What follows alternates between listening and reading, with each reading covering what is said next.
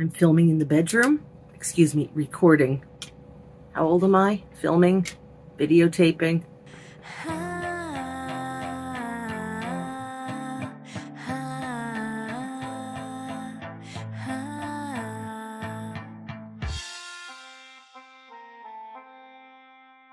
Notice the momentum when you begin some new thing. So a lot of us do the, I'm going to exercise every day. I'm going on a diet. I'm doing this, doing that, posting on social media because I live off camera. Why? There are so many cameras. Why live off camera? For some of us, it's to be held accountable. You're less likely to give up on the commitment if you've, made it in front of people. So the shame of giving up might keep you, sticking with your program.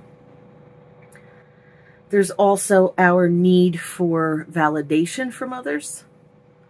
Look, if we got a lot of praise and validation when we were kids, we probably wouldn't crave it so much now. I'm of that opinion. So we get it on social media with our likes and our comments and our follows. Some of us will become public speakers or professors or lecturers or teachers. I'm not saying all of us are like this. Don't be adding me. Don't at me. Because people listen to us.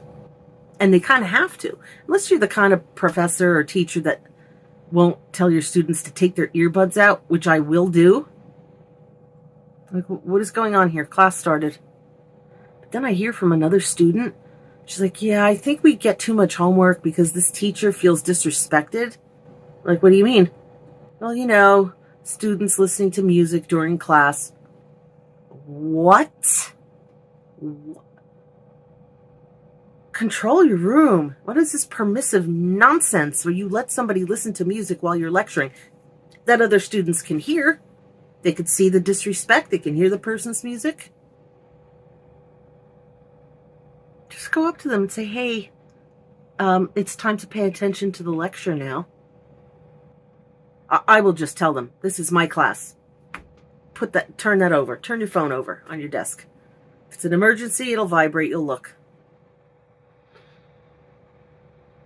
Anyway, the point is we can kind of demand, expect, create people listening to us.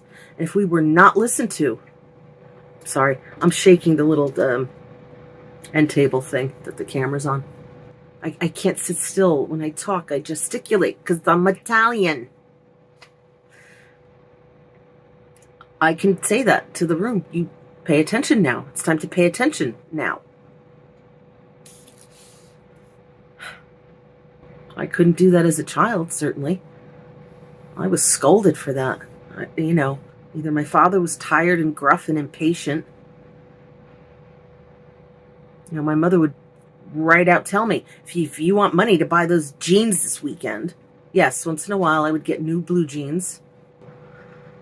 Lee's, not Levi's. I don't know why Lee. I loved them, but okay. Or whatever thing she was going to withhold. If you want to ride over here, if you want to go there, you need to let me earn money, which she was always doing. Granted, she hustled. She liked to be earning money because that was freedom for her. And she wouldn't have to rely on anyone else. It was a 2-income household. My father worked hard. He was never a slacker. He was 35 years with the company he worked for, Supermarkets General. He was a department manager, and he would get moved around to different path marks every few years.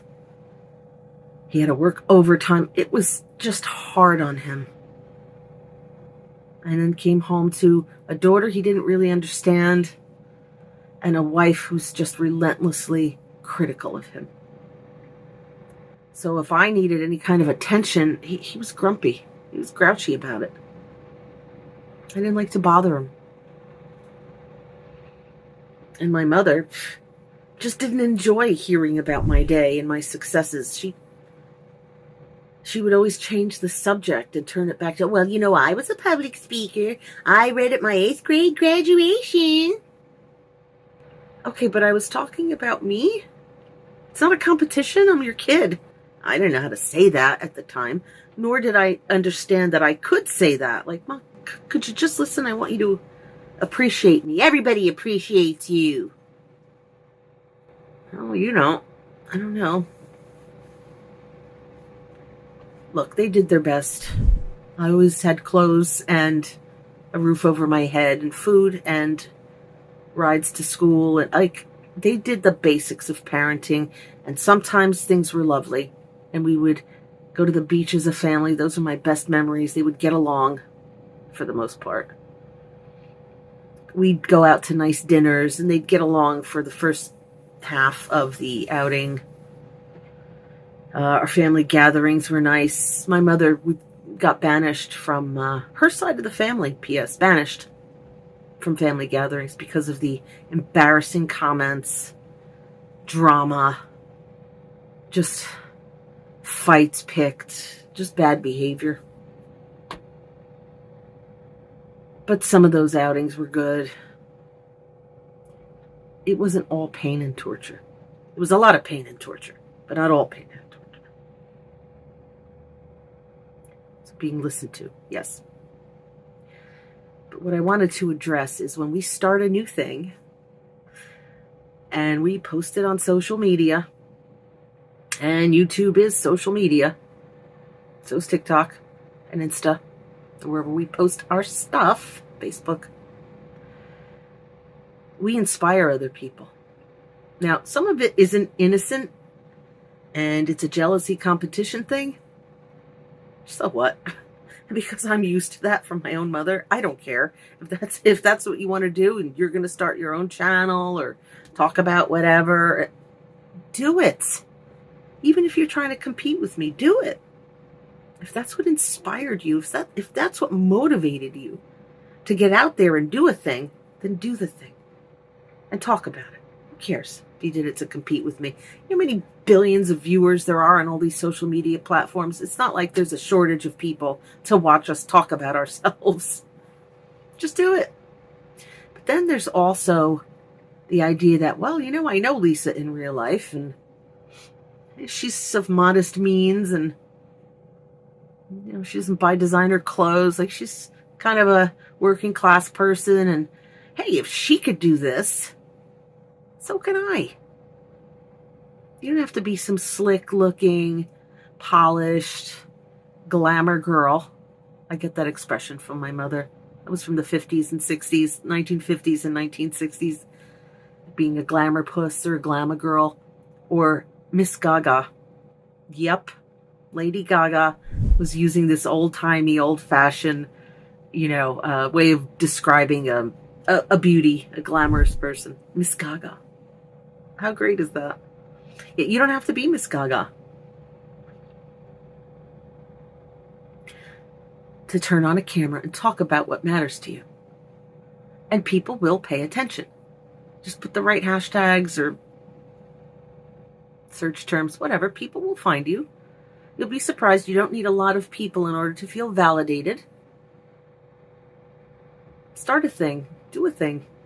And if I could inspire you to do the thing, hooray. Because the more people we have in the world who are expressing themselves authentically, moving forward in life, growing, improving, discovering, praying, meditating, setting goals, achieving goals, learning, being more educated. Excellent. That's just excellent. If what we're doing causes more strife and division, it's probably not good for us or the others. So don't look to cause fighting and division. Look to just express yourself authentically, talking about something you care about. So now what am I doing? I'm going outside with a little bag over my hand, the little baggie. I put it over my hand. I go outside and I pick up a minimum of 10 pieces of litter. I guess it's cheap dollar store garbage bags. I don't know why there is constantly litter all over. And some people are just bad at throwing things away properly. I'll see an entire empty Wendy's order just in the street. Like you got out of the car and you just dropped it. Who does that? Well, I didn't want to bring it in the house, but the garbage is in the house. That would have been a good place to drop it. You don't know. We were taught in school, don't be a litter bug. Pick up your garbage. When you go to a park, once you've had your picnic, and if you're not going to do it, I'm going to do it, by gum. I'm going to pick up the garbage. That's my spiteful retort to you. I will pick up the trash. And I do, with the little baggie over my head. And wouldn't it be nice if people saw me doing it? I did. I've had a couple people in the past say, oh, you're the one doing it, or I was doing that for a while and then I stopped. I'm like, well, don't stop. Yeah, but it just, there's more and more. I'm like, that's how I feel about dusting and doing the dishes and also laundry. No matter how much I do, there's always more. So just make it a thing. And yes, it's annoying to pick up after people who won't pick up after themselves. I get it.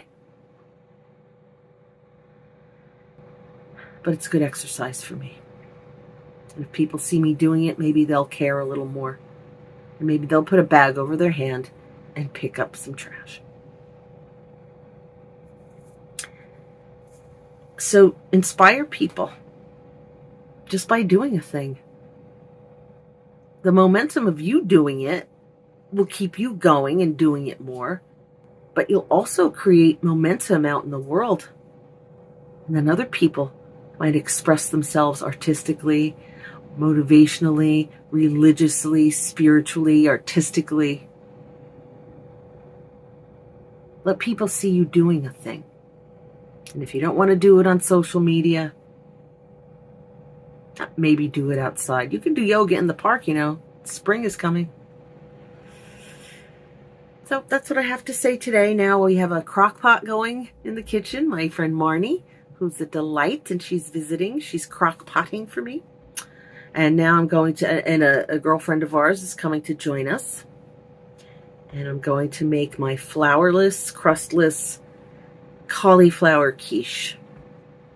It's a hit, and it's keto.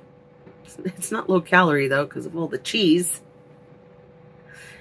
But it's healthy and it's good, and we're gonna have a very good time eating it. What else did we make? Oh, I baked some broccoli. I sprayed that olive oil spray. I know, propellants, but I needed to make it even and not have a lot on it. With a little salt, pepper, and a little garlic powder. Oh my God, it's so good. My friend Kristen's a vegetarian, so I like to have nice options to serve my friends. So that's it. I'm going to go make my foods. Please leave me a comment, even if it's just a heart. Please like, subscribe. Please share this with other people if you think they might benefit. And be inspired.